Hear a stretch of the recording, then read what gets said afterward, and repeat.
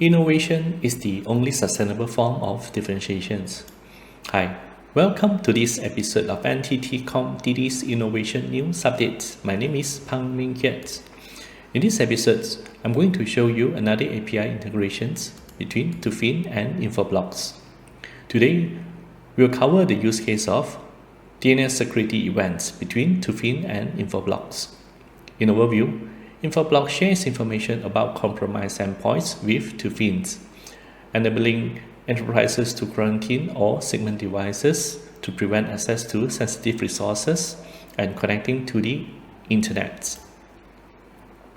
In this demo of DNS security events integration with Tufin, we are going to show you how Infoblox could identify and block the access of the compromised host that has been accessing malicious sites, and Infoblox will then trigger an outbound API call to Tufin to create a ticket request to isolate the compromised host from accessing other networks and also the Internet. Here is the workflow. Step 1. We are simulating a compromised host Web02 sending DNS queries to a malicious site. Step 2. Infoblox blocks the malicious queries due to the matching of the RPSec thread leads. Step 3. The block malicious DNS queries on Infoblox is triggered an outbound API notification to Tufin Secure Change. Step 4. Tufin Secure Change then creates a ticket request to block the compromised host from accessing other parts of the networks. Step 5. Firewall admin will then deploy the policy to firewalls and enforce additional security policies. Now, let's go for the demo. Let's briefly walk through the configuration of the outbound API notification on Infoblox. Here is the outbound endpoint that is configured for Tufin with the login URL and credential. Created and uploaded a template of REST API named Tufin Security. An API notification named Tufin RPSec is created. Select Tufin as the target endpoint for the API calls. This is the configure event and rule. If there is any events of threat incident reported by DNS RPSec which matches the defined subnet, you will then use the Tufin security templates and make API calls to Tufin to create a ticket request. Now, let's move to RPSec tabs. These are the threat feeds updated from Infoblox Threat Intelligence. If there's any DNS queries to malicious sites, then you will block the access accordingly.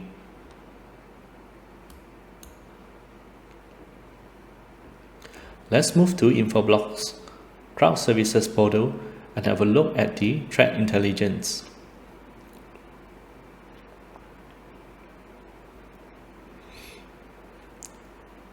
These are the threat feeds updated from the on-prem Infoblox RPSec. Go ahead to do a threat lookup. For domains, adoberd.com that we are going to use in this demo. The result shows this domain is categorized as APT threat class, so Infoblox will block the access as the default actions. Next, move to endpoint Web02, which will act as compromised host trying to initiate the DNS request to the domains adoberd.com. Infoblox has blocked the access accordingly.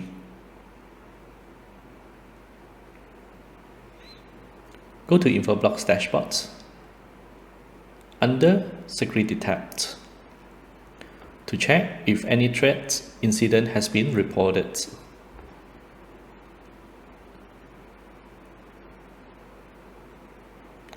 The RPSec status shows the block hits. Scroll down, it will show the client IP address and the requested domain that Infoblox has blocked. Let's go to Tufin Secure Change.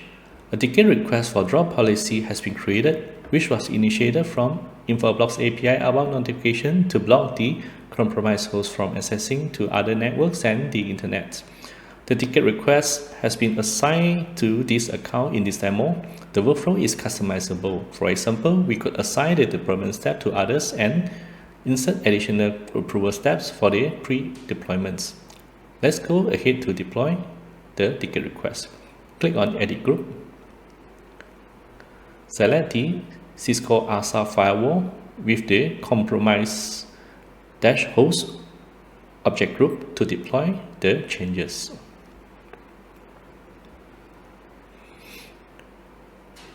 Add a new network object for the compromised host.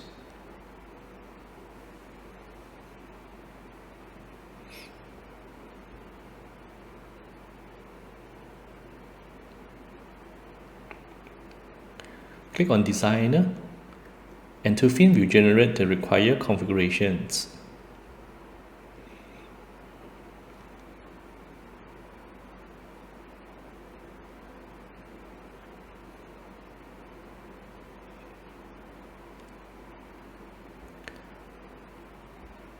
These are the configurations that are generated.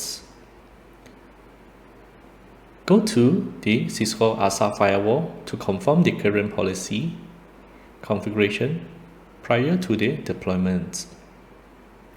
Currently, it has only one host network object on the compromise -host object group.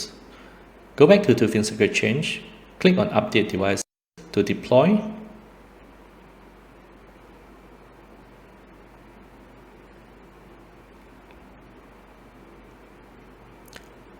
After successfully deploy, and click on Done.